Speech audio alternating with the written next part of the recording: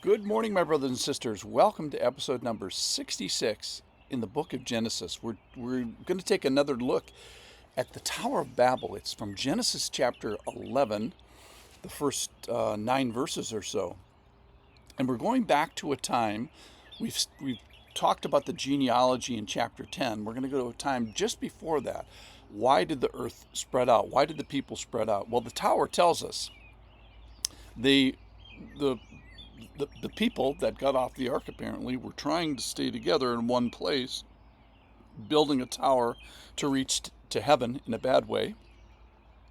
And this tells us why people were scattered across the world.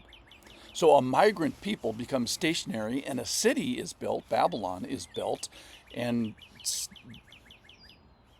they try to reach heaven. So the setting is in Shinar, which is in Babylon, and it's a plain where they build a mountain, which is this Babylonian, maybe ziggurat temple. They did have temples there that reached to the sky, even 300 feet in the sky.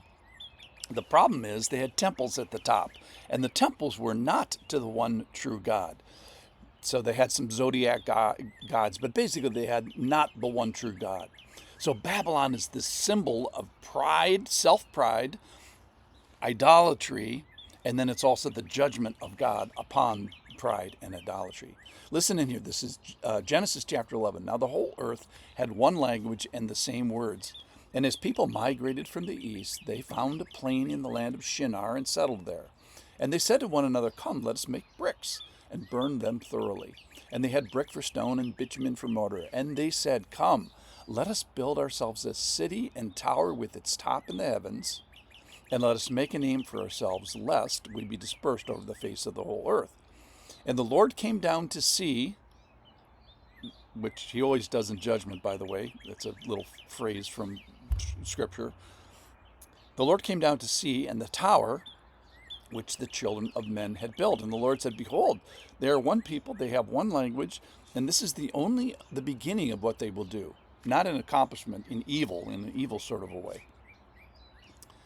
Back to the text. "And nothing they propose will now be impossible for them. Come, let us go down and confuse their language, so that they may not understand one another's speech."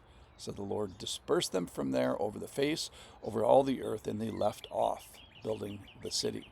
Therefore its name was called Babel, because the Lord had confused the language of all the earth, and from there the Lord dispersed them over the face of all the earth.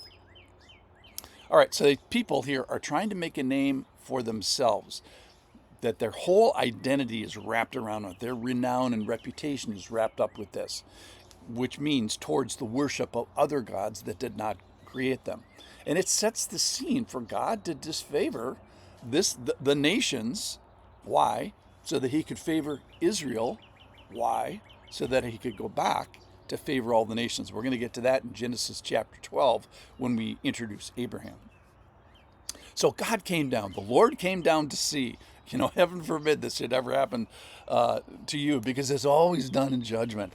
And the irony here is they build up maybe 300 feet by archaeological records. They build up maybe 30 feet, 30 stories, but it is relatively futile. The problem, this building a tower 300 feet in the air, does it probably solve your problems of sin and death? They have a problem not solved with bricks.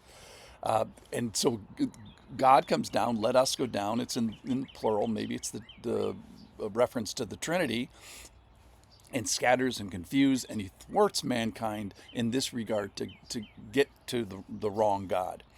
So he's saying this is not the way, and probably also saying this is not the right God. This is not me.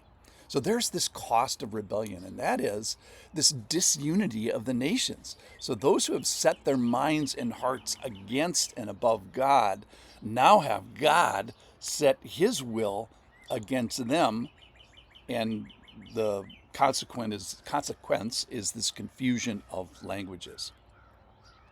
So in Babylonian literature, Babili means the gate of God. And these people were trying to make a gate towards God, probably a small g there, not the one true God. And in Hebrew, so now we're switching over to Hebrew language, in Hebrew, Balal means confusion. And so the Hebrew name Babel sounds familiar. So Babylon basically means confusion in Hebrew. All right, so let's draw some conclusion here from the Tower of Babel. I think there's two problems. Number one is the problem of pride. There's a lot of me statements in there. We will do this, I will do this. And the second one is idolatry. So they build this, perhaps build this great tower, maybe 300 feet in the air. Why? Towards another god, towards worshiping sort of these self gods, these made up gods. God does not like that.